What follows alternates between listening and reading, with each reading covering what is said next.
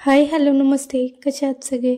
I hope सगळे मस्त आणि मजेतच असाल. तर मी सारिका पुन्हा एकदा आपल्या नवीन व्हिडिओमध्ये व आपल्या यूट्यूब चॅनलमध्ये तुम्हा सर्वांचे खूप खूप स्वागत करते. तर आजचा दिवस तुम्हाला आनंदाचा जावो अशी महादेवाचरणी प्रार्थना करते. चला तर मग व्हिडिओला केली सुरुवात. तर आत्ताचा आहे इव्हिनिंगचा टायमिंग. तर संध्याकाळचे 4 वाजत आलेत आणि इथे मी कपड्याच्या घड्या वगैरे घालून ठेवते. तर आत्ताच कपडे वगैरे काढून आणले बाहेरून आणि इथं कपड्याच्या घड्या वगैरे घालून ठेवते.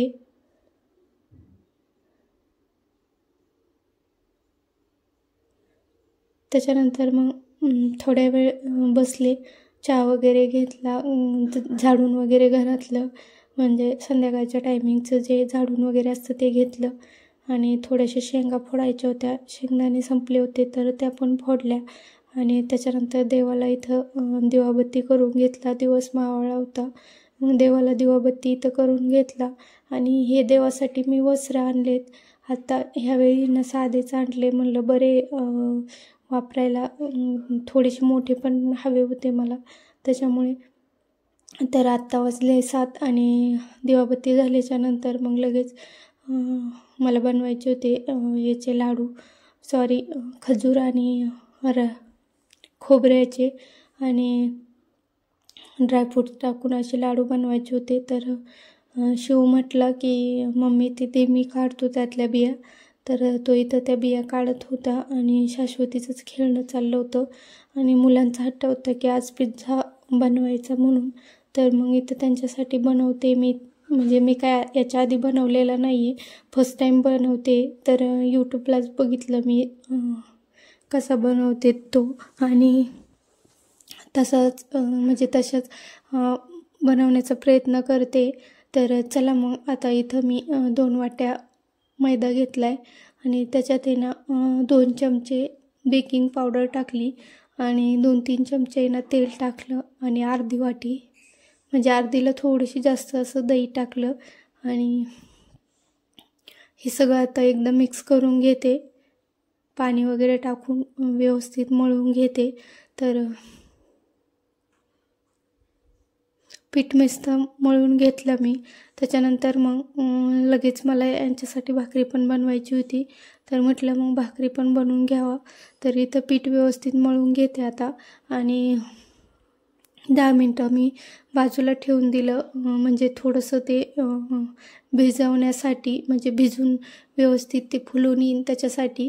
आणि त्याच्यानंतर लगेच इथं यांच्यासाठी एक भाकर बनवायला घेतली, कारण त्यांना पिझ्झा वगैरे आवडत नाही त्याच्यामुळे मग त्यांच्यासाठी एक भाकर बनवली. भाजी होती दुपारची, तर मग ते म्हटले मी तीच भाजी खातो.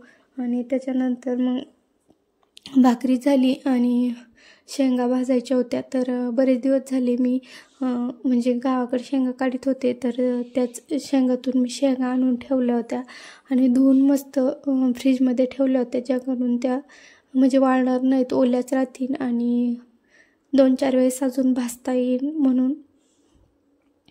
तर असं केलं होतं मी. म्हणजे आपल्याला जर ओल्या शेंगा साठवायच्या असतील तर मग व्यवस्थित धुवून त्या फ्रीजला स्टोअर केल्या की त्या राहतात भरपूर दिवस, म्हणजे खूप दिवस पण नाही खायच्या. कसं फ्रीजमधलं एवढं खाणं काही चांगलं नसतं, त्याच्यामुळे जास्त दिवस पण नाही खायच्या. आणि त्या पिठाचं आहे ना मी मस्त असं इथं लाटून घेतली. म्हटलं एकच बनवावा मोठा, जो आपला डोश्याचा तवा असतो ना त्याच्यावर. तर असं चौकोन त्रिकोण करून घेतलं मी, कारण तसं डायरेक्ट लगेच वर जात नाही ना याच्यावर. तर तव्यावर थोडंसं म्हणजे आकार बदलत होता त्याच्यामुळे. तर तव्याला नंतर तूप वगैरे लावून घेतलं. आधी विसरले होते मी तूप लावायचं, मग परत आठवलं की तूप लावायचं राहिलं म्हणून. तर मग परत तूप लावून घेतलं आणि व्यवस्थित त्याला असं तव्यावर व्यवस्थित हे करून टाकलं. नंतर जो आपला काट्याचा चमचा असतो तर त्याने मस्त असे त्याला छिद्रे पाडून घेतले आणि मग ती खालची साईड आहे ना ती मी एकदा शिजवून घेतली व्यवस्थित आणि झाकण ठेवलं त्याच्यावर. मग ती व्यवस्थित अशी शिजली आपली खालची साईड. आणि इथं ह्या अशा बारीक बारीक भाज्या कट करून घेतल्या. पिझ्झाला तर मोठ्या असतात भाज्या, पण मुलं आहे ना खात नाहीत. म्हणजे असं छोटं छोटं कट केलं ना तर मग खातात. त्याच्यामुळे मग मी असं इथं बारीक बारीक भाज्या कट करून घेतल्या. आणि ॲक्च्युली काय झालं ना, थोडासा पिझ्झाचा जो बेस आहे ना तो माझ्याकडून जाड झाला होता. त्याच्यामुळं एवढं फुगला नाही तो व्यवस्थित. थोडंसं पातळ पाहिजे नव्हता, मग अगदी छान फुगला असता. तर इथं बघा एक साईड व्यवस्थित भाजून घेतली मी. तर असं भाजली आणि त्याच्यानंतर खालची साईड टाकली. आता याला तूप लावते आणि त्याच्यावर मेयोनीज सॉस म्हणजे पिझ्झाचा सॉस असतो तो आणि ज्या आपल्या भाज्या कट केलेल्या आहेत तर ते पण टाकते आणि चीज वगैरे असं सगळं टाकून घेते. आणि मग त्याच्यानंतर मेयोनीज तर मी वरूनच टाकलं होतं म्हणजे.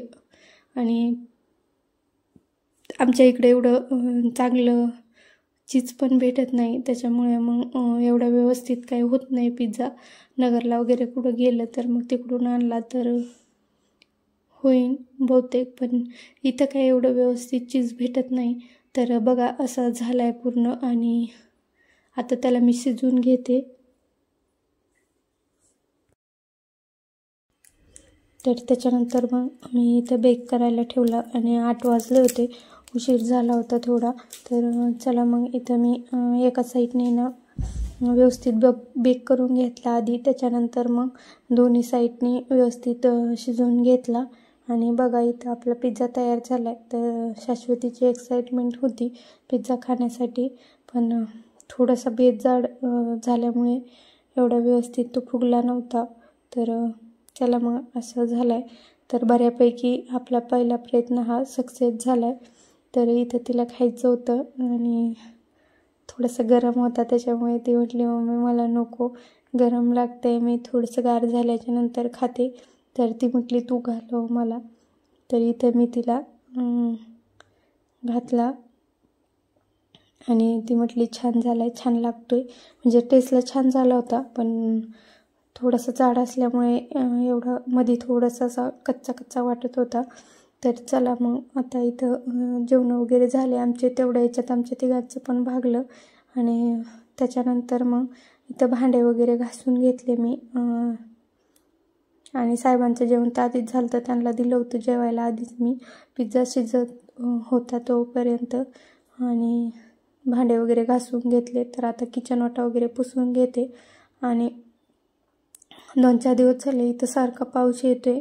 तर किचन वाटा पण व्यवस्थित असा मी घासून घेतला, कारण तेलकट वगैरे सगळीकडं तुपाचं चमचा पडला होता माझ्या हातातून. तर ते तूप वगैरे असं सगळीकडे तेलकट वाटत होतं. त्याच्यामुळे मग सगळं व्यवस्थित किचन घासून घेतलं आणि आता व्यवस्थित क्लीन करून घेते. तर किचन वाट्यावर आहे ना थोडेसे जरी पाण्याचे डाग पडले ना तर मग म्हणजे थोडंसं पाणी जरी राहिलं पुसताना, एवढं व्यवस्थित नाही झालं पुसल्या गेलं तर त्याला लगेच किचन वाट्याला डाग पडतात. त्याच्यामुळे मग मी अगदी व्यवस्थित प्रॉपर असं पाणी कोरडं करून घेते. आणि बेसिन पण व्यवस्थित घासून घेतलं ना तर मग दररोजचं काम आपलं जरा सोपं होतं, कारण एकदा खूप बेसिन खराब झालं ना तर मग ते निघत नाही. तर चला मग आजचा व्हिडिओ कसा वाटला तुम्हाला नक्की कमेंट करून सांगा. आणि पिझ्झा बनवलेला फर्स्ट टाईम मी पिझ्झा बनवलेला, तर तो पण कसा झालता हे पण नक्की कमेंट करून सांगा. तर चला मग पुन्हा भेटू अशाच एका नवीन व्हिडिओमध्ये. तोपर्यंत सगळ्यांनी मस्त राहा, आनंदी राहा. सगळ्यांना गुड नाईट. चला मग बाय.